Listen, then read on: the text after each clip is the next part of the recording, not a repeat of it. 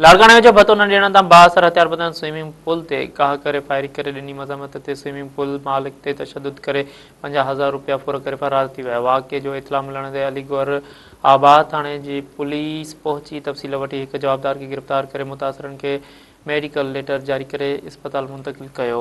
मुतासिर शहरी बहापुर महलेवासी पीर बख्श भुट्टो पंहिंजे पुट इमरान भुट्टो सां गॾिजी बासर जे मुबैना ज़ियादतुनि ख़िलाफ़ प्रेस क्लब आॾो एहतिजाजी मुज़ाहिरो कयो। उन मौक़े ते मुतासिरनि शहरी मीडिया सां ॻाल्हाईंदे चयो त शहर जे अलीगढ़ आबाद थाणे जे हद फुल रोड ते 1500 फुट ते संदसि स्विमिंग पूल आहे जिथां हू पंहिंजे घर जो गुज़र सफ़र करे थो।